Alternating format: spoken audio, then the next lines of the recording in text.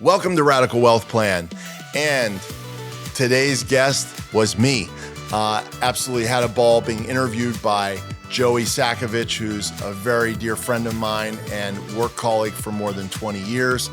And it gave me the ability to talk about the 3 rules that I have used over the years so that I have not lost money on a single real estate investment in 25 years by following these 3 rules. I'm going to go through them and plus some of the life journey, and couldn't imagine doing it in a more fun way with Joey Sakovich. And I know that there's a lot of great things that we shared today that I'm really looking forward to sharing with you and also getting some input back. We'll probably even make this one of the first episodes, even though we've shot so many already. I'd love to have this one up front as an intro and where we're going with the podcast, Radical Wealth Plan. Thanks for tuning in. Welcome to Radical Wealth Plan. And we're going to open up. We've known each other for 20 years. We've been in business together, 20 years. Yep. The good, the bad, the up markets, the down markets. Okay, so we've known each other for 20 years, and I know some stuff that I'll share and some things that I'll make sure that everybody knows. One is that you were the CEO of Forward Living for the last 20 years. Tell me what Forward Living Real Estate is all about. So Forward Living is a group of brokerages. Keller Williams offices are independently owned and operated, and I have ownership in 8 offices. There's a little fluctuation here and there. And I have ownership in 8 offices. Those 8 offices over the course of 20 years have done more than 110 billion in volume and more than 100,000 transactions. It's made us over time the number 1 brokerage in greater Los Angeles by units all throughout, and then by volume for most of the time. And giving a lot of individuals the opportunity to grow businesses, including myself. I would say I learned how to run a business by being in business with you and in the Keller Williams model even. Learned a lot about running any type of business, right? Correct. One of the ways that has turned up is that you wrote a book about wealth building. Yes. How long has it been? Well, I think it's time for a refresh. It's been over 5 years for sure, but it's Wealth Can't Wait. Yep. A New York Times bestseller. Correct. I think you came in ahead of Tony Robbins at the time, right? That's right. I think that surprised a lot of people. Maybe Tony Robbins the most. Yes, I'm sure. It surprised me for sure. Also, you host the Radical Wealth podcast, right? Which we're a part of here. What's the point of Radical Wealth Plan? One of the things that I found, and I really fell into this from being part of the brokerage business, is that realtors know a lot about real estate, for sure. Very successful realtors make a lot of money. And when I first got into the business almost 25 years ago, almost everyone knew more about real estate sales than I did. So I wasn't going to stand up and teach them how to sell real estate at that time. I do it now. But one thing I also noticed is that there was not a correlation between how much money they made and how much wealth they built. Sometimes it went in opposite directions, which means, the more somebody made, maybe the more debt they had. Sure. Being independent contractors, taxes are generally not taken out. So people spend based on, checkbook spending. Yeah. They're spending more. They're spending what's in their checkbook. They haven't allotted for some of their business expenses. Not necessarily running their businesses like a business. Correct. That's right. So that's where I started developing a wealth building curriculum. And that wealth building curriculum, because I had already had success in real estate investing. And so that was something I thought I could really bring to the table. And then that became a long process of writing a book and then eventually speaking on the topic quite a bit. I really wish that I had met you like 10 years before I met you, right? Because I went through that whole journey with Rich Dad, Poor Dad, Yes, and yep. all of those books and the seminars. And, like every seminar leaves you with a hanging question about like, what to do next. Right. What are the next steps? What are the important elements? It was so kind of lofty in a way that I always felt like they were holding something back. And it wasn't until I really met you that, we got into dialogue and I started to understand your point of view and what your experience was. For sure. That helped me answer the question, because what we're accomplishing with Radical Wealth Plan is that I do believe that everyone can build wealth in real estate, but obviously not everyone will. And so how do we move people from not knowing much about real estate into real estate ownership? And I personally, I have the bias for sure, but I definitely believe that when comparing a real estate purchase to a stock purchase, that if you take the person that knows the most about the tech sector in terms of stock and you listen to their stock purchasing advice, am I going to run out and follow them? And I believe that if they knew exactly what was going to happen in the tech sector, they wouldn't be giving advice. They would just be printing money. Sure. Because, I grew up in Pittsburgh. I know you grew up in Philly. Philadelphia. And in Pittsburgh, United States Steel was like Apple or Google. It was that sort of bedrock. So businesses change over time, and people always will. And now we have this AI generation, which I believe is the next revolution. Certainly, we'll do podcasts on that. But at the end of the day, people need a place to live. And there is a lot of misinformation out there. There's a lot of people that the influencers, are often telling you more what suits them than what is good for you. Our goal, what we're doing, is making real estate investing accessible to everyone. Now, I'm going to do that by doing an interview like this, and most of the interviews are going to be with guests, the overwhelming majority. Sure.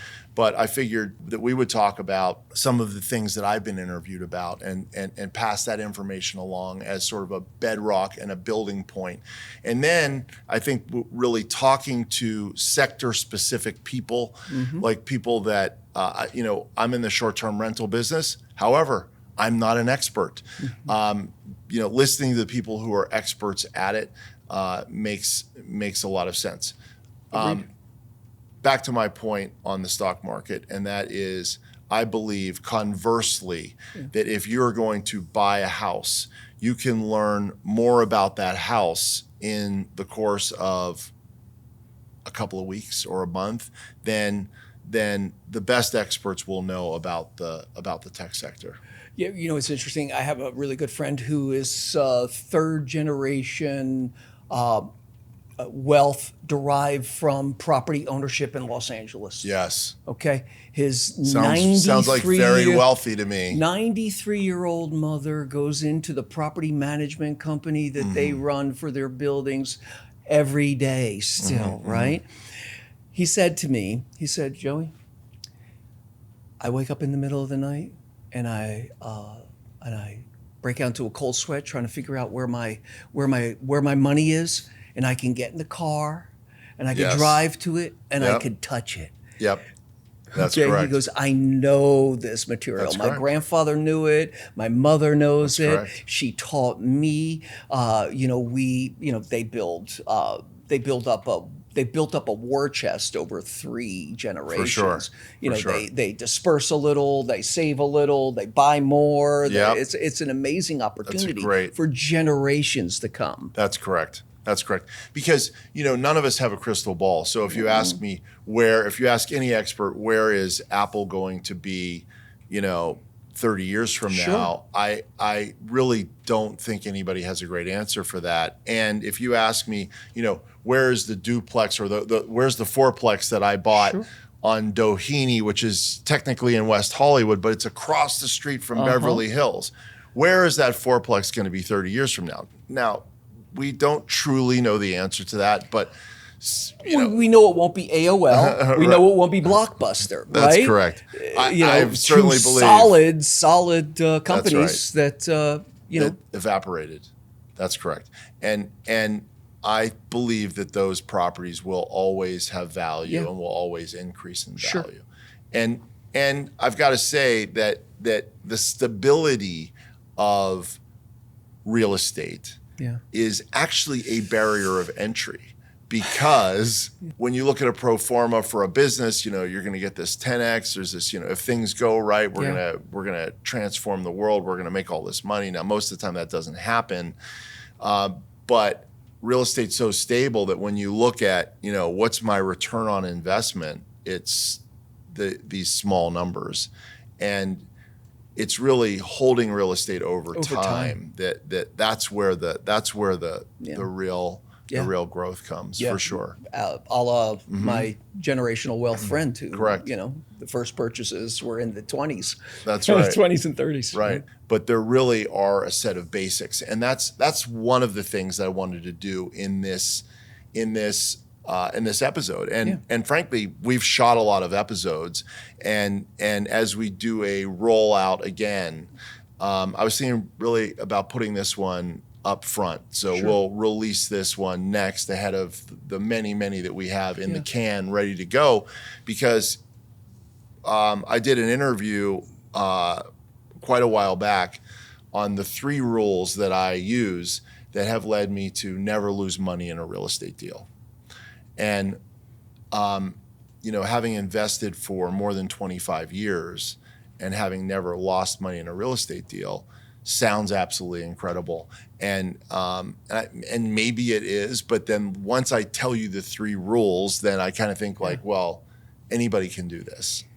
It's what I was looking for in those moments, those primary inquiries, Rich Dad, Poor Dad, and the such. Reading books and trying to understand how to grow wealth through real estate.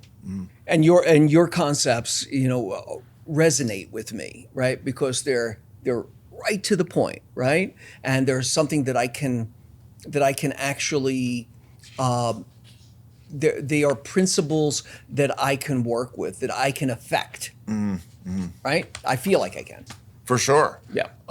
So one of them is, and it's the first and primary one is stick with what you know. So, for example, I'll tell you about my foray into short-term rentals. I'm very seasoned at real estate investing. I have a lot of resources that most people don't have, and yet, entering a new sector is like, you still just make these, huge mistakes. But applying the 3 rules back even into entering a new sector kept me safe. Otherwise, I would not have been safe. And the first one is stick with what you know. And so that means a few different things. Number one, it's stick with a product type that you know. And if you don't know real estate at all, then the product type that you know or can know easily is a single family home. Or a small apartment building, a duplex or a triplex. This is something that's, even if you don't know real estate, that's where I would start in terms of stick with where you know. The other thing is sticking with where you know, for me, is buying where you geographically know the area. I first started buying in Pittsburgh, which is where I'm from. Obviously, I still know the area. Have a management company, have a business partner that lives in Pittsburgh. I stopped buying in Pittsburgh, but I still maintain holdings there. Of course. And then when I moved to LA, once I learned and started learning the market, understanding the market, then I'm buying in LA. The most far-fetched place that I've invested in still to this day is Joshua Tree and Palm Springs. Drivable. And it's totally drivable, with no traffic. I know there's always traffic, but if you go late at night or very early in the morning, it's an hour and a half drive. So that's really at a distance that, you don't get surprises. A good friend of mine was in multifamily. He lives in Austin, Texas. And he said to me one time, I'm through with multifamily. I just lost a boatload of money and I'm through with multifamily. And I literally asked him, because he's smart and because he's seasoned. I'm like, how do you lose money in multifamily? And it wasn't a jab. It's a like, I need to know. I want to know, you know, don't make the same mistake. And he was working with a guy that did massive analysis, you know, and it's just this like, and by the way, good analysis. Like I could aspire to that level of analysis. I don't do it. But you know, is maybe 100 points on a spreadsheet and checked all those points off. So they essentially, their due diligence was greater than the due diligence that I do. And when I asked him where the property was located, he said somewhere in Texas, which I hadn't heard of. But then I'm like, wow, how far away from you is that? Texas is a big state. So, you know, for example, I'm not investing in San Francisco. Somebody just asked me the other night, we were together and a young person was asking my real estate advice. They said, you know, I'm really thinking about San Francisco. I live in San Francisco. You know, what do you think? And I had to say, I don't really know. Because I know it's a market that's had ups and downs, but I don't know enough about it. So I really am sticking with what I know, and that's a product type that I know or can learn very easily. And it's also in your area. And so for that particular massive hit that my friend took, they did all this analysis, but you know, they were buying Class B and Class C properties, which I believe in because that's sort of point 3, you know, order them however you want, is make sure it's a value add. If you're buying a Class A apartment building, there's no room to add value. So I understand buying the B and C class, but they were in an area that was turning, it was getting better, which is also a good thing, but it hadn't turned fast enough. And they got sort of yellow tagged for criminal activity in the building, and it created this huge flag. And then the next thing, that if you didn't remedy that immediately, they would red tag it. And if they red tagged it, you know, then you were at risk of losing the entire investment. And he got freaked out and he sold and took a big loss. Now that's a great opportunity for somebody, the buyer, for somebody else, by the way, who lives near there, because they understand, oh yeah, if it gets like this, it'll be yellow tagged, and here's how we can remedy that and make sure we get back to green and make sure we don't go from yellow to red. We're going the other direction. If you know how to do that, that's going to be a big deal. Mostly, we know about things that are going on. There was one proposition on the ballots in Los Angeles that frankly had me a little freaked out, and they were getting ready to pass a law which was actually going to make rent control quite a bit more stringent. And I'm like, wow, this is freaking me out. But guess what? I knew about it, you know, more than a year in advance. So because I'm local, if I was investing from outside the area, I might not know about. How would I know? Sure. And in that, a lot of mom and pop owners, that impending law or vote, coupled with the beating that they took during COVID, right, really exhausted mom and pop multifamily owners. Sure. And there was a lot of small unit buildings on the market just before the election. Oh, yeah. Yeah. And that, I think, created opportunity. Absolutely. Right. That's right. Absolutely. The prices were really quite manageable. On a duplex, you know, that I'd say that there was like a 20% variable in value right before the election. I'll give you one. Sure. I'll give you one quick anecdote, and that is that you know, I would teach this class, and I would say, you know, I would always say in a class, like, you know, there's never a dumb question. We really, you know, encourage. I love it when you get audience, especially if somebody's going to ask me a tough question, which you're going to ask me some tough questions, which I like. That's my intention. You know, and if I don't know, I'm happy to say I don't know, but it really expands the knowledge base. I was getting ready to give this talk. The manager of the office came up to me and said, you know, it was a lot of realtors, were also a lot of end users. He said, you know, there's a special guest I have, is this young guy. He has really made this massive real estate career very quickly. And the way that he did that was by by having lots of developer clients. So he wasn't just selling houses to individuals waiting 7 years till they needed to sell again or whatever. Developers, right? So he's doing all this analysis. He's done this great business. And like I said, I always say there's no dumb question. This guy was pointed out in the audience, so I was ready for him. And he raised his hand and he said, Paul, I have a question for you. I go, okay. And he said, where should I be investing? And it was such a dumb question that, I almost didn't know how to answer it without being, a little bit of a jerk about it. Sure. And by the way, not that dumb of a question if I'm still talking about it today, because it's a lesson learned. And I already knew that he was finding properties for developers. So I'm like, hey, so what are you doing right now? How do you're building your business? I know because I was told by having a bunch of developer clients, how do you manage that? He's like, well, I know exactly what they want. I go out and I knock on doors. I find exactly what they want. And I'm like, and then you're helping them acquire the property, and then they're doing well with the property, and then they're selling the property. You're getting the listings. Now you're getting the buy side, you're getting the listing, and they liked what you did enough that they're using you again. Like, instead of you asking me where to tell you where to buy, I need to ask you where to buy. You already know where to buy. And I said, and talk to me more after. And when I talked to him more after, a really interesting thing happened. And that was, he knew the market so well that he was able to sell developers.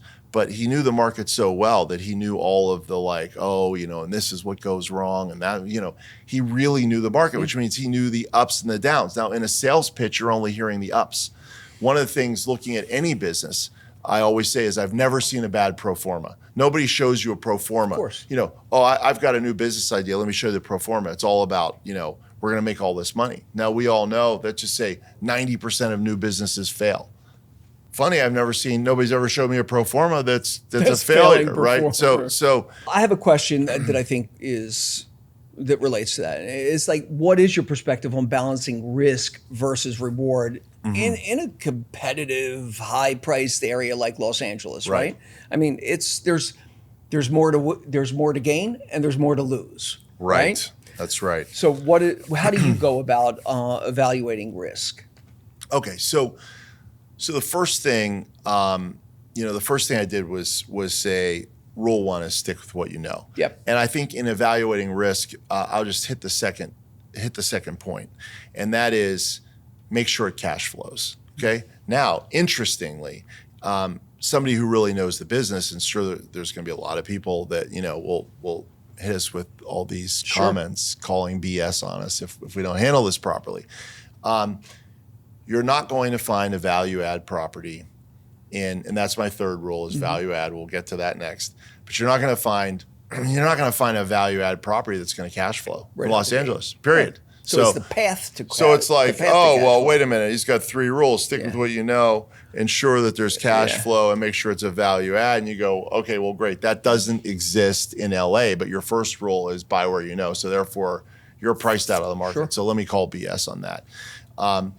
And the way that I maneuver around that is that I find stuff that it is true that it doesn't cash flow when I buy it, but that with not major changes, not like zoning, not major construction, but with a small amount of change, you can then get it to cash flow. So I'll buy something, and I do it all the time, by the way, even though my second rule is make sure it cash flows. When you're in a very competitive market, and there's a reason that a very competitive market actually can be better, and I'll explain that why that is in a minute. I always, whenever I buy in LA, it never cash flows. Okay, so I buy something that I know I can make some cosmetic changes that I can turn it around in 3 or 4 months, and that it then will cash flow. So that will still, and that I have the money set aside to make these small changes, so that I'm not going to get hit. Where people lose big money is they're sort of caught with their pants down, which is, I'm into 6 different properties. We're in the middle of development. The market shifted. The market shifted, and they can't afford to finish the properties. Right. And my goodness, you want to take a big hit. You have a property that's half that's half finished. Oh. And if it's going to cost another $300,000 to finish it, wow, look at that. That's Harriers. yeah, those are cool. Part of the beauty of having a great view is every once in a while we'll like stop the podcast. Look what flew by. Yeah. Making sure that it cash flows is that it will cash flow quickly. That you understand the path to Correct. cash flow. That's right. Whether it be tenant evolution or property upgrades, so on and so forth. And people will say, well, then how are you going to do that when it's rent control? And you know what? It's not in my karma to, try and kick people out of, you missed your rent, so we're going to file a notice of eviction. It's a nightmare in LA anyway. Sure. I was going to say it's almost impossible in LA. If that's your business plan, that's not my business plan. Right. But the price has to be baked in and then what I find? I find that people, they just don't stay as long as you think they might. So I'll buy something that's rent control and, just hold on. And when people move out, then you renovate and you can bring it up to market value. So very specifically, that'll take me right into value add. Okay. So value add is very simply, you're not buying if you buy the best house in the neighborhood, there's no upward mobility. The only way that house is going to go up in value is when the market goes up, which is fine.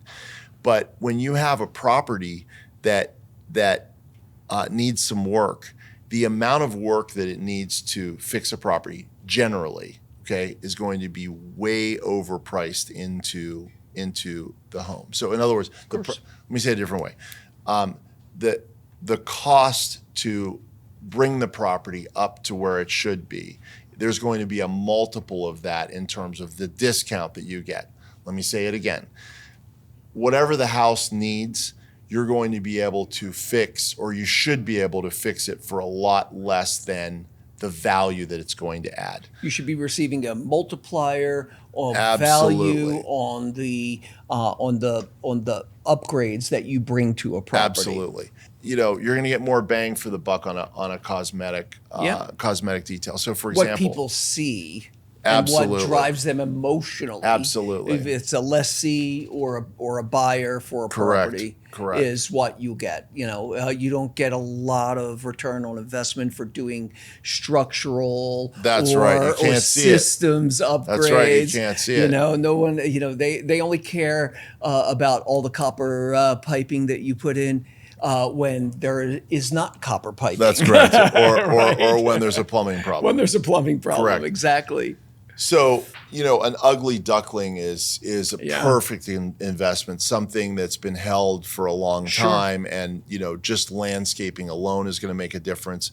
One of the things that's gotten so much less expensive over time are sort of the sort of smart home features, but for multi-unit, putting a buzzer gate in with a camera, and everybody, all of the areas are, have motion sensors and cameras. You can do that so inexpensively that, for a couple of $1,000s, you could take this, let's just say you're looking at an 8-plex, and the door's a little off the hinges and it looks bad, and you paint the front of the place. You clean, paint, and properly light all the common areas, and put cameras around the building, and put an electric buzzer in, and you can do all of that for like $5,000 or $10,000 at most, depending on the square footage, how big the place is. You've now taken a property that's ramshackle and made it really safe, and in that type of property, what I find is you'll have a vacancy rate. So you go in and let's just say you've got 8 units, you've got 5 that are filled. The 5 that are filled, they're paying under market rent. Okay, so I don't worry about those 5.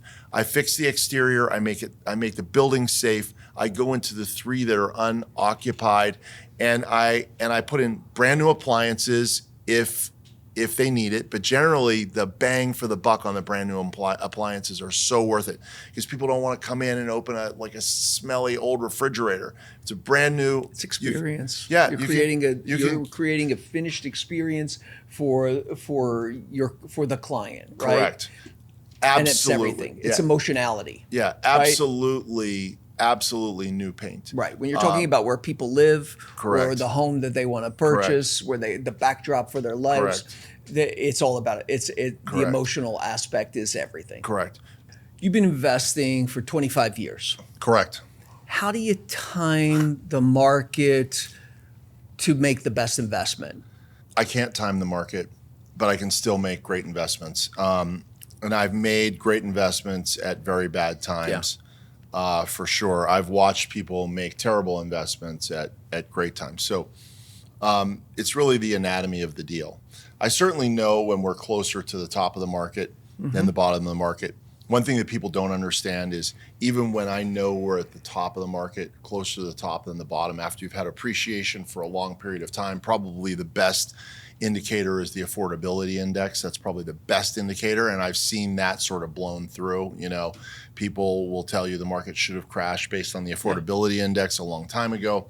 One of the problems you get when you wait on the sidelines is unless you buy at precisely the moment before the market crashes, then what happens? So I know we're real close to the top of the market, so I will be more careful. And what more careful means to me is there's more margin in a deal. Okay? I'll explain that a little bit as well. Please. I'll make sure there's more room in the deal before I do it. But if I'm waiting it out and then the market doesn't crash the day after I'm going to stop looking at property because I know the market is going to crash. If it doesn't crash the next day, what happens is this ascending market keeps going up. And if I know we're close to the top and the bottom and I buy here, it's likely to ascend maybe another 10% before it crashes. And then most crashes historically have been 20% would be a big correction. So now I've already, yes, I bought maybe at the wrong time, slightly before the market crash, but it still went up before it went down. So my total market crash of 20% was really only 10%. Now, I actually have bought a very significant purchase right before it crashed and ended up doing great with it. And I'll give you the example of the two houses that I lived in for the last, pretty long period of time. And I believe in houses where you're going to live your life and you're going to build your dreams, you're going to spend a lot of time, but I still treat it like an investment because even for me, it's a big purchase relative to other things. Oftentimes the biggest investment that any individual will make in their lifetime. That's correct. And so I treat the property purchase of my own home like an investment. And the purchase that I made that was like 1 second before the market crashed was my house in Santa Monica. And it was, 2,800 square feet. I had plans. I was going to renovate it. I was going to make it a little bit larger. I paid just over $2 million for it. And because it was sort of ramshackle to begin with, this is something that's going to get hit even harder. Sure. Right? Because how are you going to unload the ramshackle property? The worst house on the block. The worst house on the block. It was getting really pumped up by this overinflated market. And the house within 6 months after I bought it was probably worth about $1.5 million, which is an outsized hit. So it went from 2.1 to 1.5. I lost $600,000. And if you think, oh, well, you lost $600,000 out of your $2.1 million investment, let me tell you, being very, very conservative, I put down $400,000. I had lost everything that I had in that property and then some. I lost the equity. I lost all my cash. And I got nervous. for sure. And then I asked my realtor friends. Yeah. I was already had years of experience investing. I had 10 Yeah. plus years investing experience already, but I still did go to my friends and ask them, oh my gosh, what should I do? I also had the money set aside to renovate, which is also how you don't get stuck. Okay. Yep. But even though I had this pot of money, which is what I needed to renovate, I had it on the side. I'm like, am I just throwing like good money on top of bad? Sure. And all of my great realtor friends gave me advice, which I would have given them, but I needed to hear it from somebody else. And that was, oh, you're going to live there, right? Yeah. It's not a flip, right? You're going to, I go, yeah. Time heals. It's going to be fine. You're going to be living there. You're going to be just fine. So I take this property. I bought it at 2.1. It lost $600,000 worth of value in 6 months. I then put another $600,000 or $700,000 into it to make it really nice, add square footage, that sort of thing. I did live there and that was the 2008 crash. Yeah. I did live there for quite some time. And then right when the market was peaking, again, I'm not timing the market. If I could time the market, I wouldn't have bought at the last possible second before it crashed. Right. So for sure, I'm not timing the market. When I sold it, I ended up selling it right at the height of the market. Also a bit accidental. Now, I'm going to tell you what people say when they're at the top of the market. When they're at the top of the market and they've got all this value in their house, the number one thing that they say is, sure, I kind of feel like it's the top of the market. I've got all this equity in the house. Sure, I could sell it and make a bunch of money, but where am I going to go? Where am I going to go? Where am I going to go? Gotta live somewhere. You got to live somewhere. Let me tell you what happened with the house that I sold.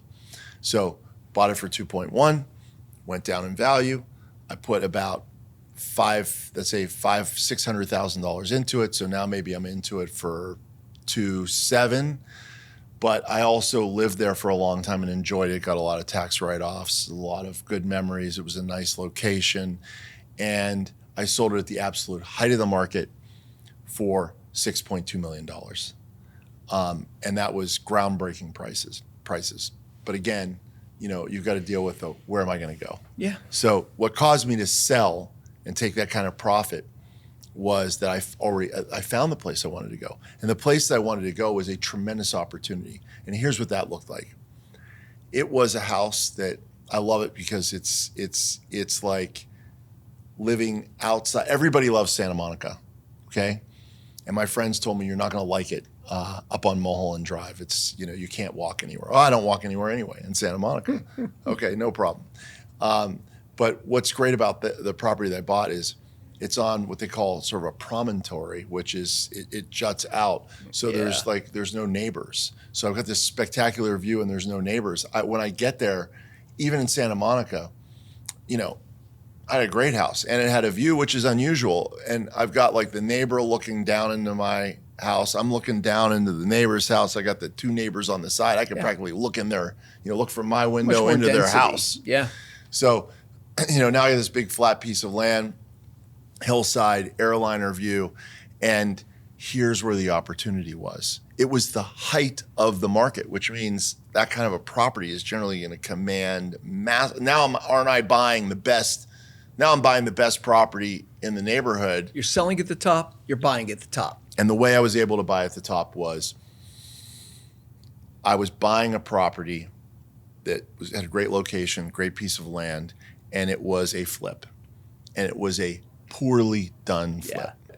There were a lot of sort of apartment grade fixtures in a house that really warranted, granite or marble. There's not like you walk in. There's not one real piece of stone in the whole place. You go into an expensive house. Yeah. In that neighborhood, it should be all marble. It should be done right. Now, the quality of finishes is what elevates the house. Right? Correct. The box. And then there's also the mechanicals, right? Sure. And the mechanicals weren't working right either. So that property scared away all end users because end users were like, we have a major project. Right. We're going to buy a new house. It's done, but there's all these things wrong with it. Yeah. We're buying a major problem. We're buying a money pit. This is what some friends said to me when I considered buying it. On the other hand, developers also don't want to buy it, because even though I saw great upside value in it, a developer does not want to go into a house that's already redone and redone poorly. They're Pay like, for someone else's upgrades. I'm going to pull all their mistakes out, and then I'm going to go in and like redo. It's just that it didn't market well really to anyone. And so based on that, I was able to buy a house that was really undervalued. And I'll explain to you exactly what that means. I went in and I did all the inspections that I needed to do. And I found out exactly what it was going to take to bring it up to, not the standard that I wanted to live forever, but just up to standard, meaning all the mechanicals are now working and, the finishes are redone to standard. Can I live with it for a period of time? Yeah. Well, to the standard of that house. Yeah. The number I got back was, we can make everything work. We can make everything right for $200,000. And then I called, even though I'm a seasoned investor, I know the area. I called a phenomenal realtor who sells all the time in that area. And I asked him about the house. He's like, oh, I know the house. I go, okay, well, he said, well, what's the price you're getting in at? And I told him the price, and I said, but there's a lot wrong with it. He goes, well, what's it going to cost? And I said, $200,000. He goes, okay, well, you get the price that you're getting at plus $200,000. You now have a house that's done that has a massive upside. And so for that $200,000, I was getting $1 million of upside. Now, the crazy thing is I took somebody else's advice, which is great advice. You think after 25 years, why do I need advice? And the first thing that bugged me was, it's got this it's a giant, beautiful master bedroom. It's got great views, giant master closet. And if you outfitted it with IKEA closets, which is not fitting for that house, the IKEA quality closets would be like a 75% better than what was there. So I'm like, well, as soon as I move in, the first thing I'm going to do is I'm going to fix these closets, because this is an eyesore. And then you call, there's a company, a couple of companies that do it. It costs a fortune for a giant closet, out here in California. Such a right? high, it's high got the end, glass and it's beautiful. Oh, and of course. all these things. And somebody gave me great advice, and they said, you know what? You've got all these ideas. You're a smart guy. I'm telling you, don't do anything for 6 months.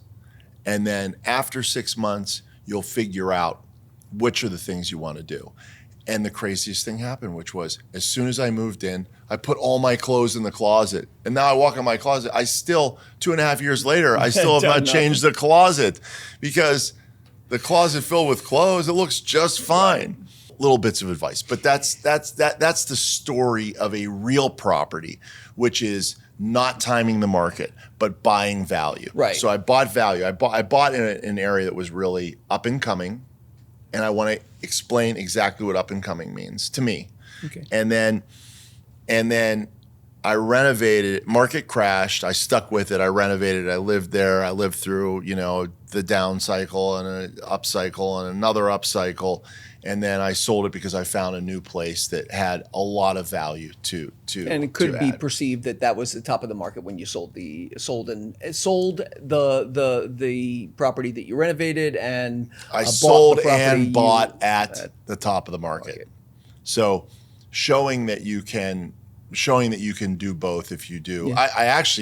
I actually bought that property at the worst time, right before the crash. I weathered it, and then I sold and rebought at the top of the market, and did very well investment-wise with it. Well, I think that story really illustrates the buyer invest in your own home concept. For sure. How about investing in a property that let's say you're less attached to? Right. Yeah, and you know what? That's where, for me, I really do treat a house as an investment. Absolutely. And you see it all the time. My brother bought a house in an area that doesn't support the same type of fixtures that his house is nicer than mine. Yeah. And the amount of money that he put into his house he could only get 50 cents on the dollar on the way out. Every dollar I put into my house, It's overdeveloping. I'm gonna get $2-3. If I put $300,000 into my house, I'm getting $1 million more out of it. But it hits a ceiling. There's a certain point at which Absolutely. you over improve it. So you've got to know where you are in the market with that particular house. Wouldn't be amongst giants if you're going to put that kind of money into That's it. right. And you don't want to be the most giant. overdeveloped house in the property. I can tell you right now, my house is worth a couple million more than what I paid for it, and you don't have to drive very far to find a house that is worth double what I have, what my house is. You don't have to drive. You can hit a stone. You could walk. Yeah, you could walk. Yeah, you can throw a stone. You can throw a stone and hit. There's a house across the street from me that's worth probably at least 50-60% more than my house. Yep. Yeah, so it really depends on the market. In most markets, that stretch is going to is going. You have to be very, very cognizant of it when you're overdeveloping a property. Which can happen in Los Angeles. You can there's more flexibility for stretching, but in most markets that's a no-no. Right. So we talked a lot about the value of location, right? Was there ever an investment that you maybe made a iffy choice on the location? I can think of two, and what I learned from them, and also how I still avoided losing money. What you do to compensate for that, right? Correct. So one of the things is I love to find a neighborhood that's turning, that's getting, that's getting better. It's upcycling. It's getting nicer. Where on the arc do you want to find it? Right. Okay. So that's a great question. The early mistake that I made was when I was still investing in Pittsburgh. There's an area called Oakland, or the Civic Center, which is the home of University of Pittsburgh, which by the way has UPMC, which is a massive medical center. And it's a massive school. You've got Carnegie Mellon, massive school, massive developments around there. And then there's downtown Pittsburgh, which was still a very vibrant area. And the distance between the two was so small. And the properties that you could buy in between the two were dirt cheap. And I saw some other people doing it too. There were some other smart investors that were grabbing these properties that were dirt cheap. And I'm like, let me get in the gap. And I do think that's a good strategy. Yeah. And 10 years later, the gap hadn't filled. Now I didn't lose money on the properties because I actually ended up selling them to the other guy that was buying all those pieces of property. And now, another 15 years later, he's made a fortune on them, and good for him. And I'm not sorry I didn't hold on to them. And the mistake that I made was I wasn't measuring the acceleration of growth. And the acceleration of growth is a fancy way to say something that can be determined very easily. And what happens is when you've got the sort of like total ramshackle section in between Oakland and downtown Pittsburgh, you wait till like 20 or 25% of it is already developed. Yeah. So I watch for that organic coffee shop to go in. I watch for certain like little high-end things are going in. Pioneering. Like, there's an area in LA where now like certain art galleries are showing up. I'm like, oh, okay, now it's happening. Infrastructure growth is a great identifier. And here's why the locals don't buy that.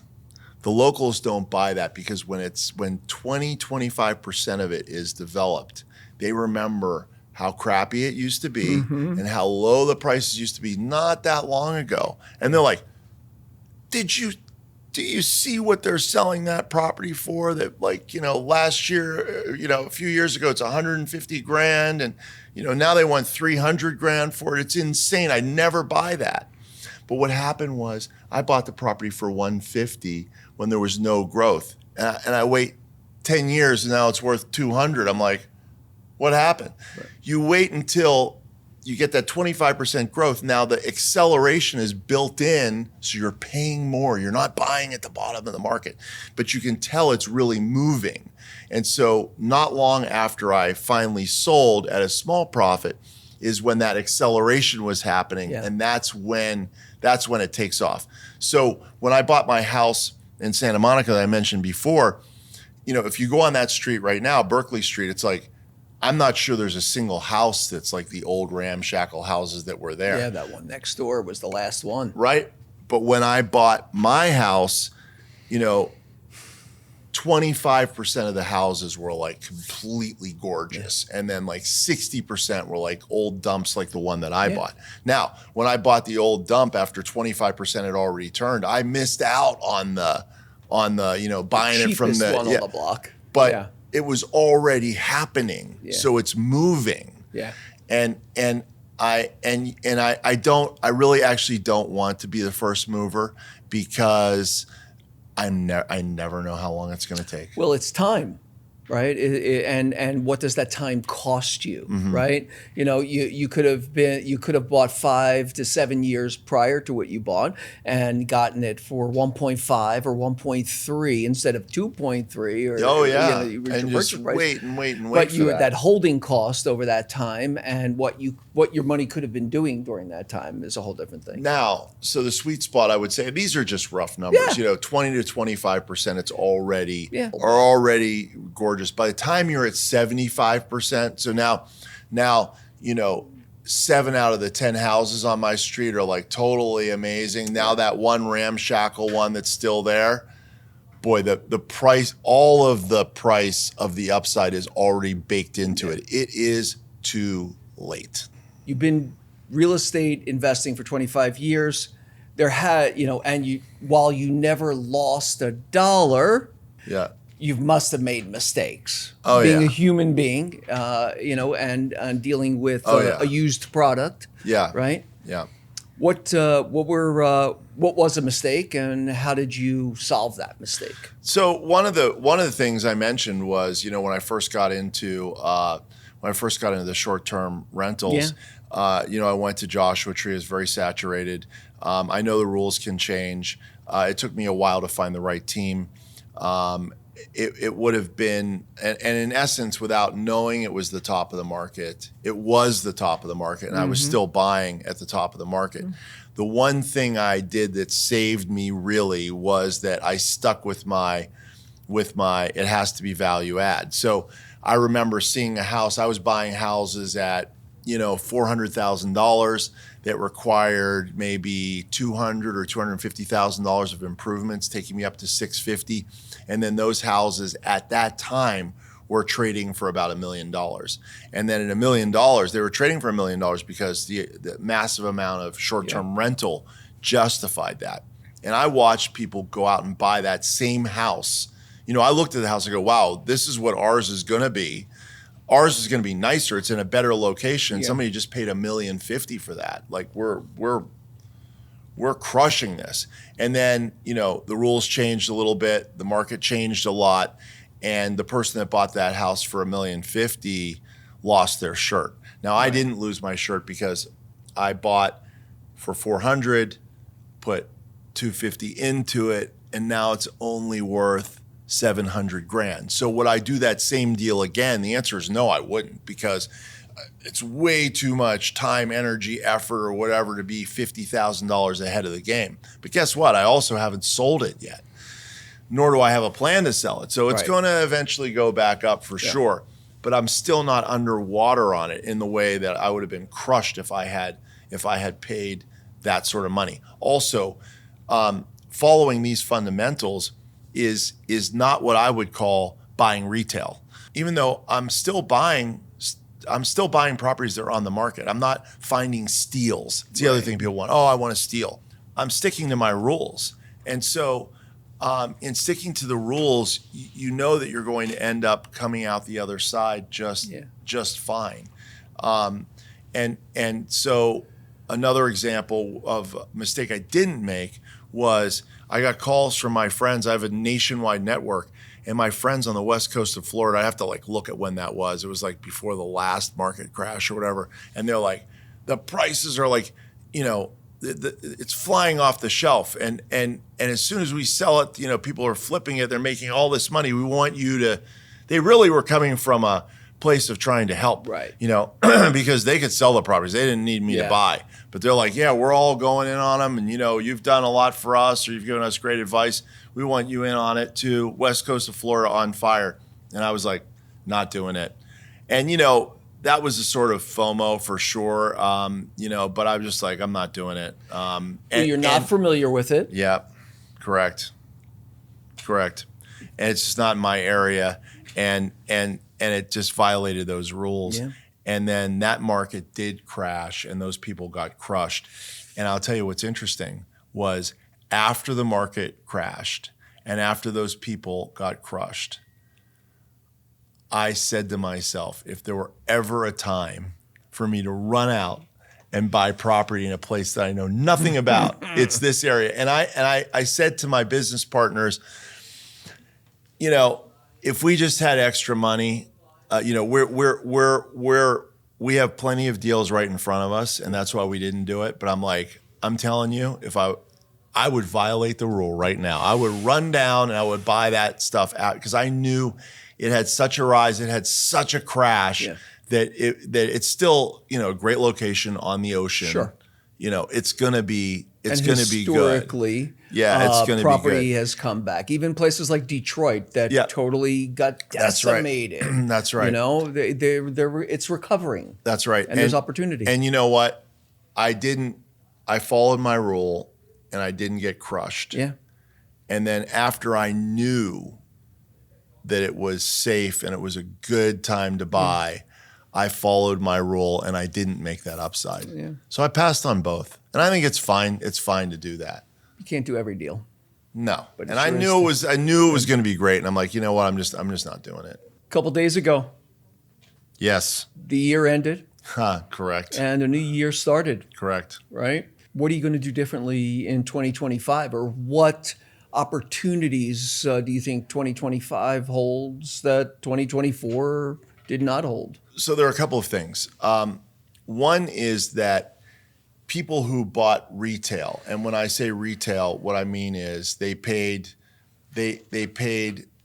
top dollar for properties that were in good shape, which is not what I do. I call that retail. I can buy Market stuff pricing. I can buy a market price property, but it's going to need a lot of work, and therefore I'm going to get the value out of it. I'm going to harvest some value out of it, and I don't call that retail, even if it's marketed.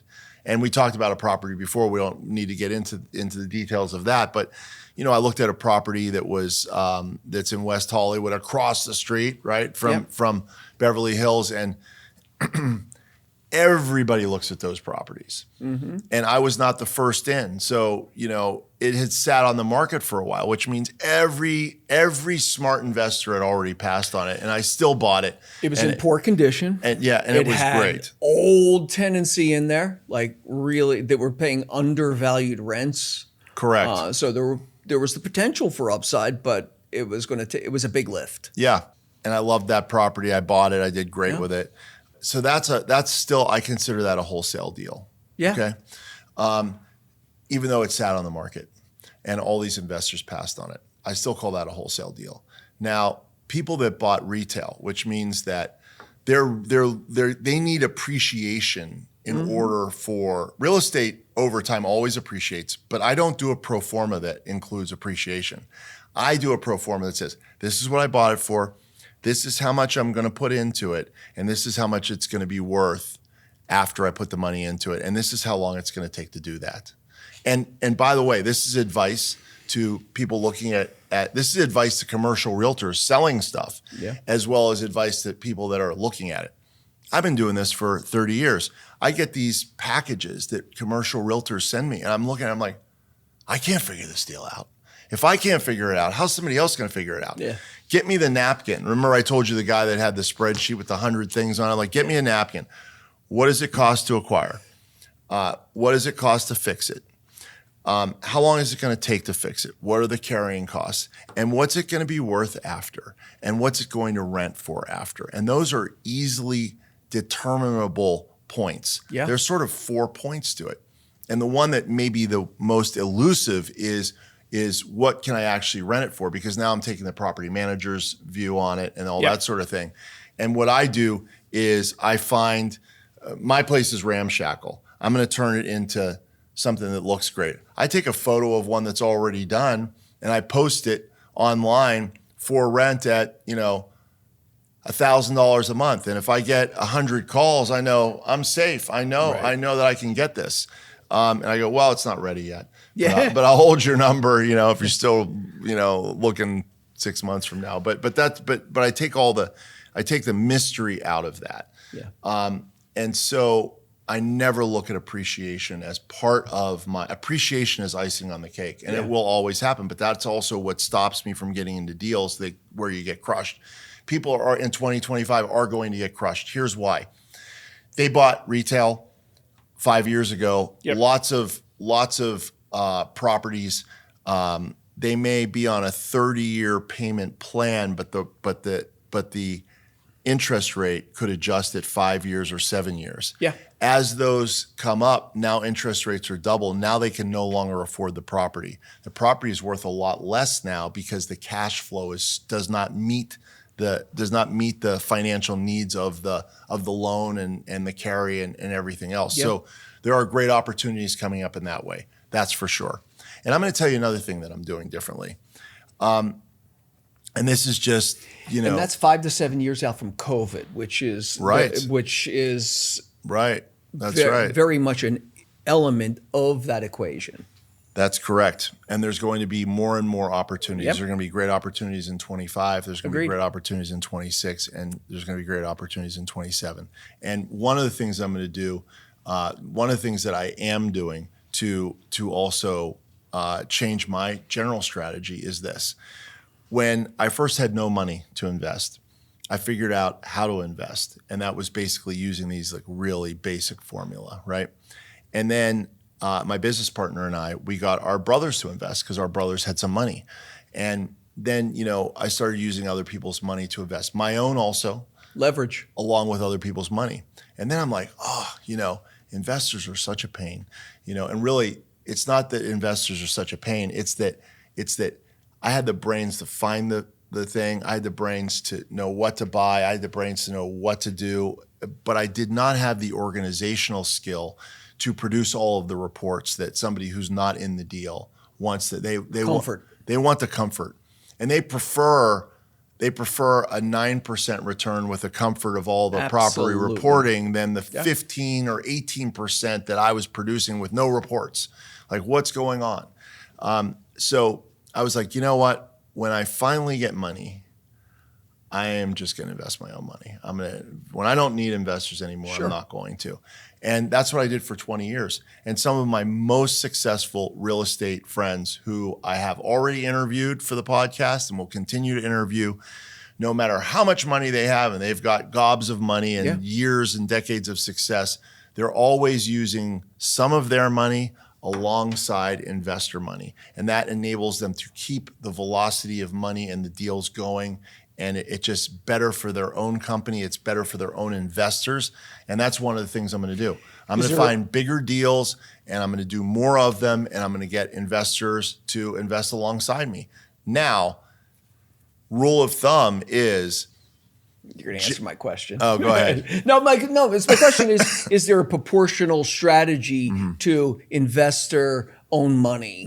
Like, do you want to maintain a certain amount of skin in the game? And what does that provide you?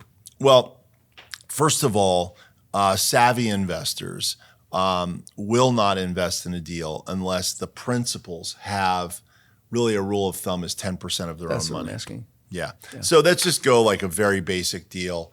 And let's say we're not going to over leverage, which I wouldn't want to over leverage. It costs $2 million to purchase a deal. And we're going to put $1 million down. And we're going to get $1 million in financing. That should be pretty easy to do, especially on a performing asset. Okay, great. The principal being me or my group of principals should put in a minimum of 10% of that equity. So if it needs $1 million cash, we should really only be raising $900,000 in cash. And we should be putting $100,000 of our own money in, which gets treated the same as the investor money. And that way they know that you have skin in the game. Because really smart investors and wealthy people that have made money in other industries, one of the first things they ask me when I talk to them about a piece of property is they're like, okay, hey, sounds great. So how much skin do you have in the game? And if it's $1 million, if I'm raising 900,000, I go, well, I have 100,000 of my own in, which is never the case, by the way. I tend to have a lot more than that in. So, if I need $1 million cash, I'll probably have 400,000 of my own money in. And they're like, oh, well, you got 400,000 in, I have no problem writing $100,000 check because that 400,000 is going to bite you a lot harder than the 100,000 is going to bite me, and that gives them safety. But I definitely don't believe in I've seen like crowd-funded deals. There's nothing wrong with crowdfunding. I think that's a great idea. But I'm still going to have 10% of my own money in it. And I've seen crowdfunding deals where, they have almost no principal's money in it. Do you include renovation and sustainability monies in that initial investment pool, or is it only acquisition? Absolutely has to have the other pieces in it. You have to have it in there, including what I call contingency, which means the old adage of it always costs more and it takes longer. You avoid that as you get more and more professional with it. And you can build into contracts, like if it's not delivered on time and on price, that there's a penalty. Now, in order to get a contractor to agree to that, they're going to give you a price that's way higher to begin with. You pay for that. And that guarantee. That might be okay. I haven't really done those, but I have done it where I'm not using the least expensive contractor. I'm using a contractor that I know does deliver on time. And it's the old adage: you open the walls, it's always a little worse than you thought it was going to be, and you have to build that pad in. Yeah. So I build generally a 20% pad in. Yep. That's what I know to be the rule of thumb. That's right. And then you also have to have some money for operating costs and the operating funds, and then you have to have the money that you're going to use to renovate as well. Right. And sometimes you can't borrow all that money. So we end up with, a lot more cash heavy up front. And then let's say the acquisition is $2 million. And instead of raising $1 million, first of all, I'm going to have that 20% pad. So I'm going to want to have $1 million too, where my purchase price is $2 million and I'm borrowing $1 million. So I have $200,000 set aside.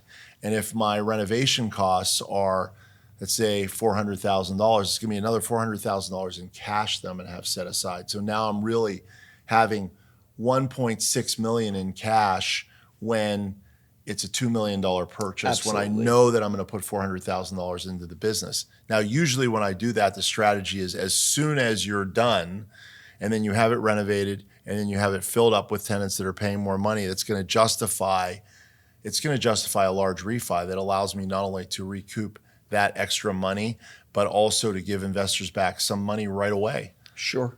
Okay, we're going to turn the tables on you and do what you do to all your guests and put you through the lightning round. I love it. Right? All right, you ready? I've heard a lot of answers, but, Right, well, don't use them as your own. No.